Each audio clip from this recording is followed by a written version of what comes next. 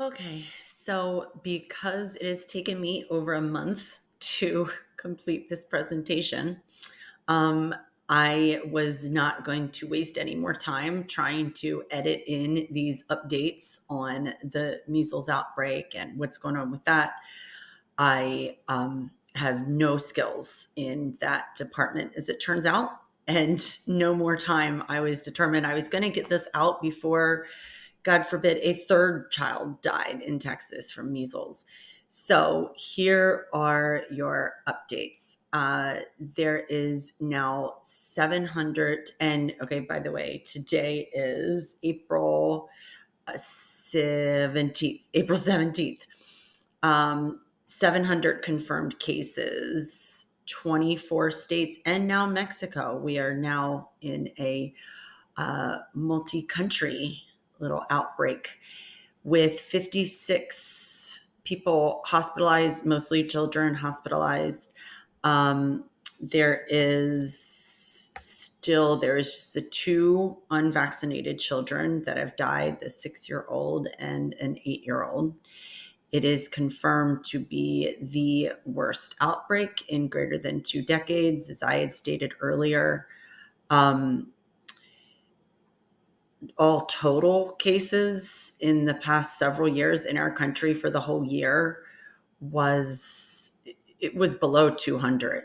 Back when I started, back in the day when I started this presentation in March, can't remember the date, we had almost already surpassed the amount of cases that our country has for any given year since measles had been eradicated. So there we are. Now we're just finishing the first quarter, and we have 700 confirmed cases. Our HHS secretary did get to go down to Texas, and I think he spoke at one, or not spoke, he went to one of the child's funerals, and he did announce on television that vaccination was the fastest way out of this outbreak. Then he went on, I think the same day, it might have been in another interview or a podcast, to call out by name 2 doctors that he said have been doing miraculous work in this measles outbreak, and specifically for their work treating patients with measles with vitamin A and clarithromycin, which is an antibiotic. Measles is a virus. So there's that. And vitamin A does not treat or cure measles. It actually, because it's a fat soluble vitamin, meaning it's not, if we take in excess, we don't just excrete it through our urine like water soluble vitamins. We store it, and any fat soluble vitamin can build up and become toxic because we store them. So now we have children being admitted to the hospital with measles complications and found to have abnormal liver function tests because of vitamin A toxicity, because that's what our HHS secretary is saying is a very effective treatment for measles. The only research that's been done on vitamin A in the treatment of measles are children that are malnourished in like third world countries that get measles. Vitamin A has been shown to be effective in decreasing complications from measles because, again, these kids are lacking vitamin A. So they do find some improvement. It does not cure it, even in those countries. They don't say that that is preferable. If all those kids could get vaccinated, they would.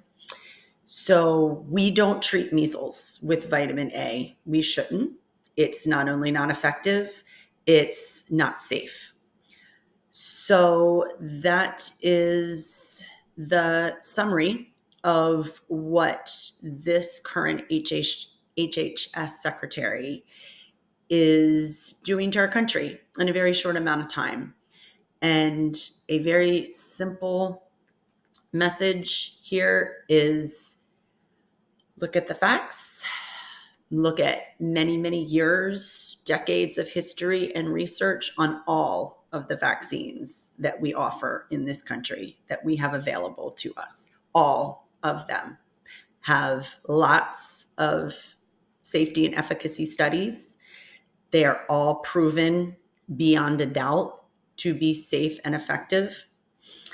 And it is always better and less risky to get vaccinated than to be so concerned about potential side effects of vaccinations, which there are side effects of vaccinations. But again, look at your statistics, look at your data on how many people die from vaccinations or end up hospitalized from vaccinations. And it's no competition. So I hope this was beneficial.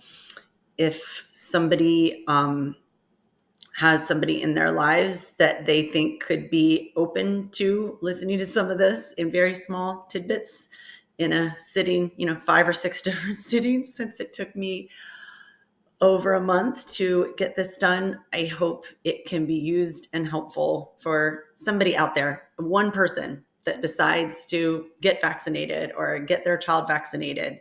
It'll have been worth it. Okay, stay healthy. Dr. Kate Mills. Bye.